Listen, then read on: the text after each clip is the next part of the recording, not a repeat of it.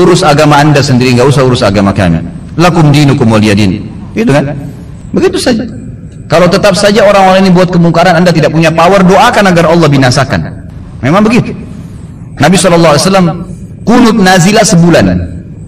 Waktu beberapa sahabat Nabi hafid Quran diutus oleh Nabi SAW untuk menjadi guru ke satu suku Arab. Suku Arab ini datang ke Madinah mengatakan, wahai Rasulullah, syahadat. Ternyata mereka munafik, mereka pura-pura. Kirimlah bersama kami beberapa sahabat anda yang hafal Quran agar bisa mengajarkan kami. Nabi SAW dengan polos kirimin. Di tengah jalan dibunuhin sahabat-sahabat Nabi itu. Mereka sepakat dengan itu. Nabi SAW tidak tahu posisi suku itu di mana. Datang tiba-tiba syahadat dengan husnuzan dikirim. Maka Nabi SAW kunut nazilah. Kunut nazilah dikerjakan 5 waktu sholat, subuh, duhur, asar, maghrib, isya. Kunut terus, minta agar Allah binasakan mereka sampai Allah turunkan azab satu suku semuanya mati. Itu boleh saja, gitu kan? Doakan agar Allah datangkan musibah kepada mereka. Itu hak kita, gitu kan? Bagaimana kalau seandainya ada orang sekarang yang mencaci maki Nabi Isa? Kita saja umat Islam pasti bisa marah, karena itu Nabi kita juga.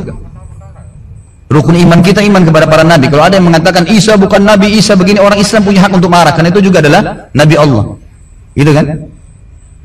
Kalau ada orang menghina Nabi Isa dan orang Nasrani nggak marah, itu aneh, gitu kan?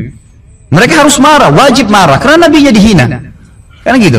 Jadi kalau Nabi Muhammad SAW dihina, wajar kita marah. Bagaimana caranya orang tidak marah? Nabi kita, panutan kita, kita yakini dia utusan Allah. Nggak usah jadi pengikut umat, nggak usah jadi pengikut Nabi Muhammad SAW kalau tidak bisa membela beliau, gitu kan?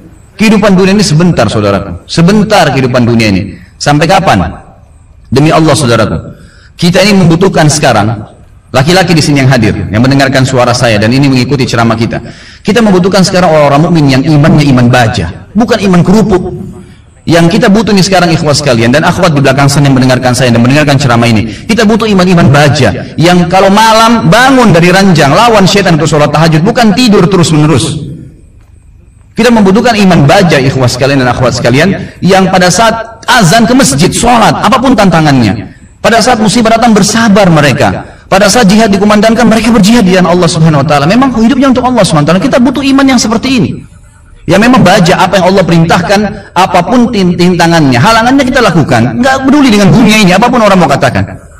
Akhwat kita di belakang sana, kami butuh sebagai laki-laki seorang ibu seperti Nusaybah binti Ka'ab, sahabiat yang luar biasa. Pada saat jihad dikumandangkan, Nusaybah binti Ka'ab membangunkan suaminya tengah malam mengatakan, wahai suamiku, besok jihad, ikutlah. Dibangunkan anak laki-lakinya 5 orang, semua dikatakan, anak-anakku bangunlah, besok jihad, ibu pun akan ikut. Semuanya satu keluarga pergi jihad. Ini yang namanya mukminah, imannya baja. Bukan suaminya mau bangun sholat malam, sebentar mas, jangan bangun dulu. Malah kempes, dikempesin. Suaminya mau poligami, jangan, saya cemburu. Hukum Allah Subhanahu Wa Taala. Kita butuh wanita mukminah seperti Aisyah radhiyallahu anha. Waktu Nabi SAW menikah dengan Zainab, disambut oleh Aisyah dengan senyum, karena dia tahu ini hukum Allah, gitu kan? Masalahnya imannya iman baja, bukan iman kerupuk yang diketuk langsung pecah. Nah ini yang membuat umat Islam lemah, karena iman kita kendor, kempes, nggak ada apa-apa. Sedikit godaan syaitan, dibising sedikit langsung kendor. Pakai jilbab besar, kemudian digoda sama temannya, sedikit saja, oh kamu alimnya, ditinggalkan jilbabnya. Subhanallah. Kita butuh orang-orang mukmin dan mukminah yang hadir di majelis ilmu dengan iman baja. Memang mau mempelajari hukum Allah SWT halal haram. Sepertinya anda hadir ini iman baja namanya. Hadir di majelis ilmu sebagaimana orang-orang fasik. Mau berapa jam dari malam sampai subuh di diskotik, tidak rasa capek tuh. Kemarin ada ikhwah bilang sama saya, Ustaz antum nggak capek dari pagi sampai malam ceramah? Saya bilang, ya akhi, orang di diskotik dari malam habis isya pulang kantor, duduk nyanyi sampai kupingnya itu gendang kupingnya mungkin bisa pecah, musik dengan besar sampai subuh, minum khamr, mabuk, dia nggak rasa capek tuh. Merasa, oh saya tadi malam terhibur. Kenapa kita sebagai orang beriman tidak mengatakan saya terhibur dengan majelis ilmu? Saya terhibur dengan bertemu dengan para ulama, dengan sholat malam, dengan membela agama Allah Subhanahu Wa Taala. Ini yang dibutuhkan.